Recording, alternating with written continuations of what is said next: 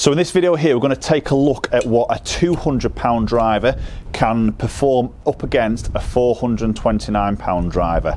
Let's see what maybe a little bit less technology against more of the high premium brand, and if there's much of a difference between these clubs in terms of performance and feel, and whether that difference in price is well worth sort of paying.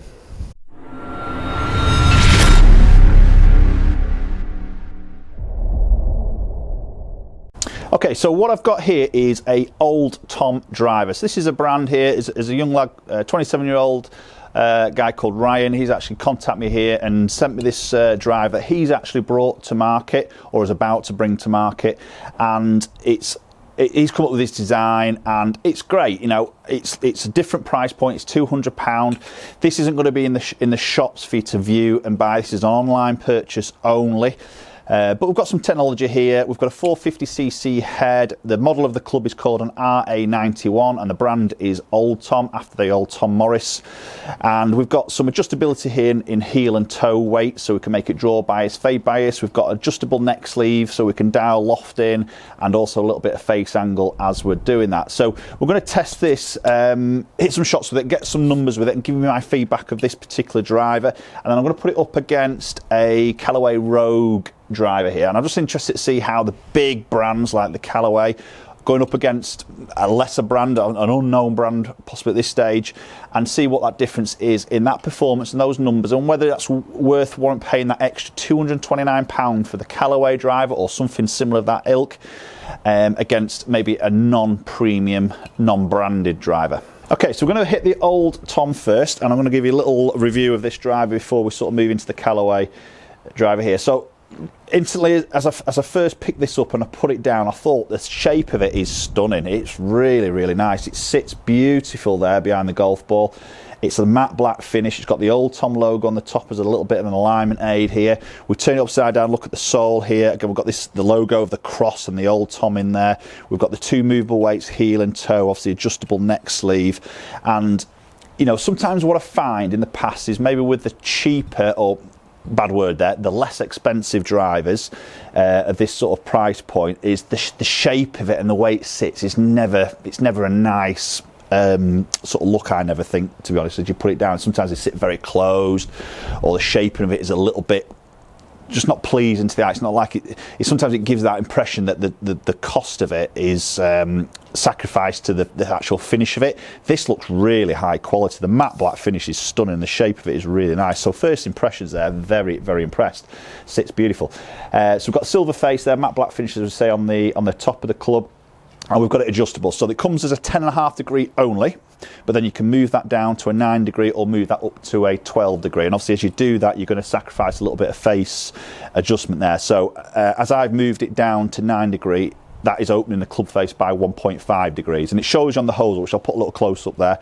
And as you add the loft, it closes the club face by up to 1.5 degrees. So very similar to other big brands out there. So you can sort of dial this in. So generally the higher handicapper probably needs that extra loft, and those guys tend to hit more of a fade sort of slice. So that adjustment of moving it up to the 12 for the launch will help the sort of faders or slices out there. So let's get this first one hit anyway. So first impressions, really, really nice. This is coming standard at 45 3/4 in length, so it's pretty long on the length of it.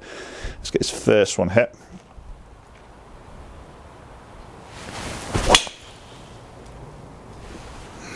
Okay, and that feels good. Yeah, I mean, that's loud. First impressions, it's pretty loud. That was quite a nice straight golf shot there, getting out at 288 there. So first impressions there, ball flight was really nice. I've got this, as I say, dialed in at 9 degree for me, so it sits what I think is very, very square. It doesn't seem to sit open there that it sort of suggests, but it just seems to sit very, very sort of square. And that was a decent first hit there. So 288 feels all right. It's pretty explosive. It's loud off the club face, so it gives you that feeling of being very sort of explosive.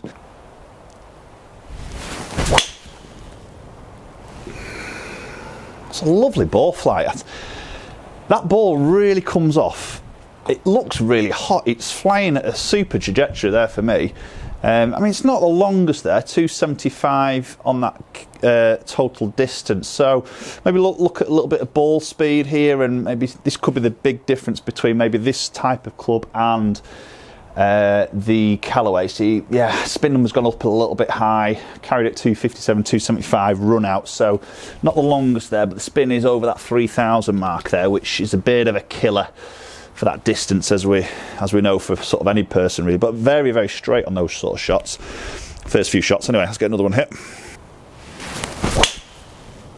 Oh wow, that's a bit offline. That's way up the right.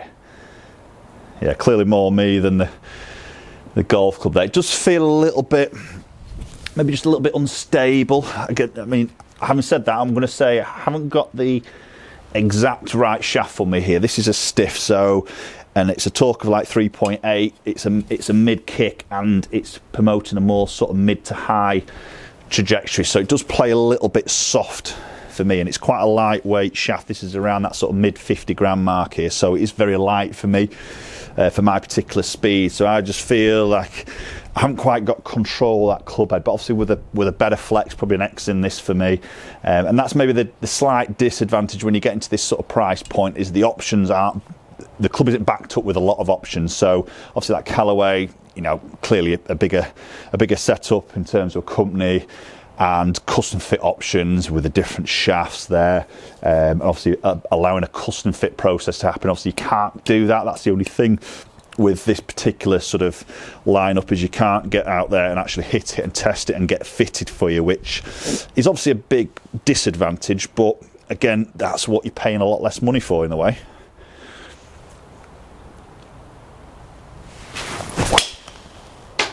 Oh, that's better. That's stunning.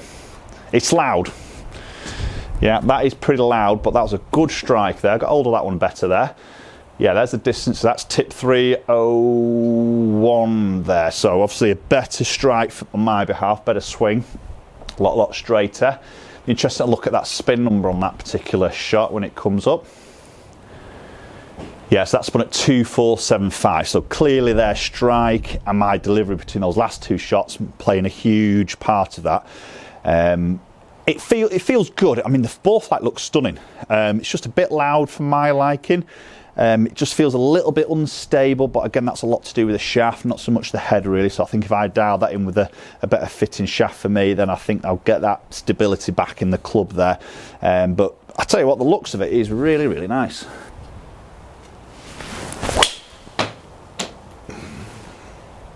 Again, not a bad strike, just slightly up that right hand side, but nothing too major there. Decent connection on there, around that sort of 290 mark. So the flight looks fiery. It looks like it's getting out there. It's not getting out there as much as maybe what I'd probably tend to find my sort of distance number there. Granted, that is a little bit up that right hand side. That's spun at 3,000. So spin's not great. Again, a lot to do with that, possibly that shaft there more than the real head itself. Okay, so what we're going to do here, we're going to jump into the Callaway, the Rogue. Really interested to see how that premium brand, a lot of obviously budget goes into the R&D here of development of the Callaway products, as with any of the big sort of brands. So it'll be interesting to see how much difference, if there is a difference, of that performance we see.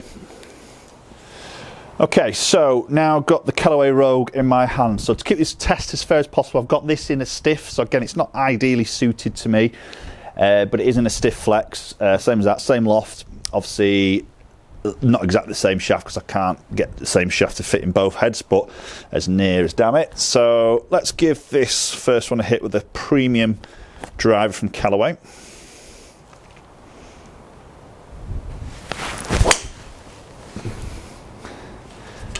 Okay, that was a bit of a pull up that left hand side to start off with there, so not a great start there with the Callaway.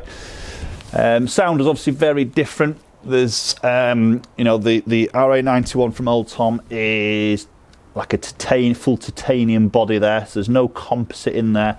We see obviously composite titanium mix in with the Rogue. Got JailBreak there, which is helping a little bit with ball speed. One of the reasons why I picked this here, so definitely see some big designs around trying to get ball speed off the club face, but not a great first sort of shot there with the Callaway. Let's get another one hit.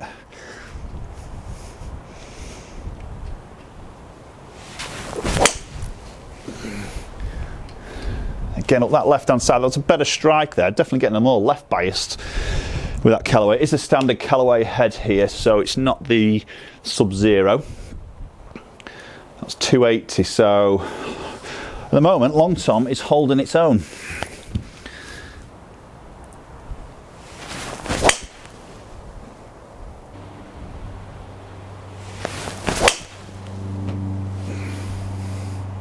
That's left again, really struggling to keep that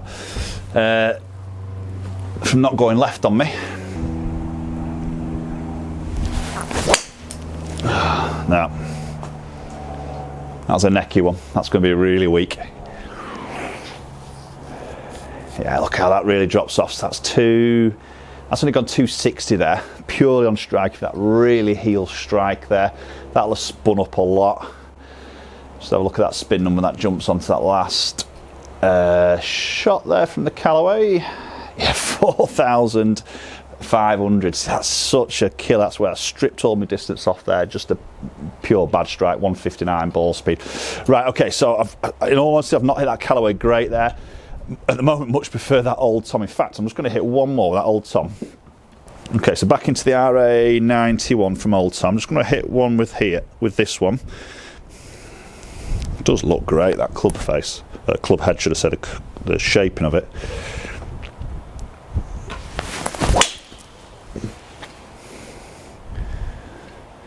Yeah. The feel is very different. I much prefer the feel of the Callaway and the sound and how it comes off the club face, but I'll tell you what, the ball flight with that is really good. I've just moved that up that right hand side. I didn't quite get all of that. I was a little bit heely, felt that, but 284 and yeah, spun at 3,300. So the spin's not in the right area there for me, but neither it was with the Callaway. But let's look at the numbers a little bit more deep between those two drivers. Right, okay, so we're going to look at some numbers here. So I'm just going to delete that last shot there, because obviously I had it selected in the Callaway one, which I hit with that Old Tom at the end, so I'm going to get rid of that. So we'll keep these numbers as equal as we can. So we've got Old Tom on the top, so we've got C ball speed averaging at 160.8 and the Callaway at 163. So a bit more ball speed with the Callaway there on average. See that last one I hit, or one near to the end there, hit with the Callaway was a really bad one. Once you see that spin number there, and obviously that drops that ball speed. So again, that's more strike. But looking at it as an average between those two clubs, you can see the ball speed a little bit more up with the Callaway. So launch angle a little bit better with the Old Tom, the R891 at 10.6 against 9.1. Backspin number just over 3,000 against 3.2. Again, these shafts aren't perfectly dialed in for me. You can see a big fluctuation with the Callaway between those last two shots where I got it a little bit hooky left, pulls a lot of spin off, then an awful heel strike, puts a lot of spin on. So to be fair, I didn't hit that Callaway well. Did feel more comfortable with that Old Tom in all honesty. Ball flight wise, 164 right spin, so a little bit more fade bias, probably as I'm taking that loft off. It's just slightly open that club face, which I prefer more, to be honest. So 265 carry with the Old Tom against the 261. So in that particular one there, test of those 5 shots, again, both these clubs aren't 100% tuned into me. Unfortunately, I couldn't get them. The one that's sent through to me, it's not ideally set up to me, but I think if I could, then these numbers will improve. Likewise with the Callaway, that wasn't dialed in for me, but if I improve those, the makeup of the club more suits me, again, those numbers would be better. So 284. So in that particular test there, you see the Old Tom's actually hit it a little bit further there with less ball speed because of the spin numbers controlled a little bit more, and the sort of dispersion was much better as well. Right, okay, there we have it then, guys. So the RA91 driver from Old Tom, very, very impressed. As I say, I've had drivers around this price point before, and there's been some very big negatives in there. Just sometimes by the finish of it just makes it look a little bit cheap. The way it sort of sits is never pleasing, and then I think for me personally it's hard from there because you're then trying to manipulate and manufacture a movement to compensate the look and what sometimes you feel like you're going to hit. That just sits absolutely stunning. I put that down and it's the first thing I saw. I thought, wow, that's a bit of a premium driver look. The finish of it, the way it sits. Okay, you look at the bottom, it's maybe not quite as snazzy as probably the bigger brands. It's fairly sort of basic, but you've got the heel and toe movability there. We've got that neck sleeve there. So it's dialing a lot of adjustability for guys. Again, the big negative for me is you just can't get your hands to test it before you actually buy. That's sometimes the issue. But then again, what the brand of Old Tom are doing here and what Ryan's doing is he's cutting out that middleman, so he's cutting out those retailers, selling direct to the consumer. So that's where he's going to obviously save a big saving on cost, and where, you know, the price point obviously makes a point of that. So yeah, I don't think component-wise it's going to be as good, but when you look at those numbers there, all right, I didn't hit that Callaway great, but it gives you a bit of an idea. That's not a bad performing club. You know, that is pretty much up there, isn't it? Yes, it's too loud for me. Yes, it feels a little bit tinny, a little bit unstable. Again, the shaft will make a big factor there, probably for me, but maybe that slower swing speed, perfect. Sits in there quite nicely. So they're currently running a promotion, pre-launch promotion, so they're taking lots of orders at the moment, from what I hear.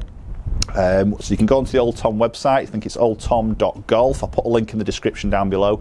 You can jump on there, and as I'm shooting this video for about another week, I think Ryan's running this pre-order promotion where I think you're actually going to get this for £100, which is unbelievable. So if you want to take advantage of that, jump onto that straight away. Go and support Ryan. He's on his own doing this. I think he's done incredibly well to bring a club out to market, and for what he's produced here and how they've got it to this stage, I think he's massive hats off to him. He's done a really good job, and it's a brave move because it's a big market, but hopefully he'll do really well with that. So go and check it out. If not, go and check the website out, see what it's all about. But yeah, there's the Old Tom. So hopefully you enjoyed the video. It'd be an interesting one. Let me know your comments down below here as to the Old Tom, what your thoughts are, price point, how that compares to the bigger brands. Very interested to hear your thoughts as always, so comment down below. If you haven't already subscribed, please do so. Hit that link in the bottom right hand corner of the screen, hit that bell icon to get notifications of any future videos, but also hook up on social media, my Instagram. There'll be a link there for you to follow in the description down below, as well as my Twitter. Both handles are at MNGolfCoach, so you can interact with me in that platforms as well. Okay guys, thanks very much for watching, and hopefully we'll catch up with you all very soon.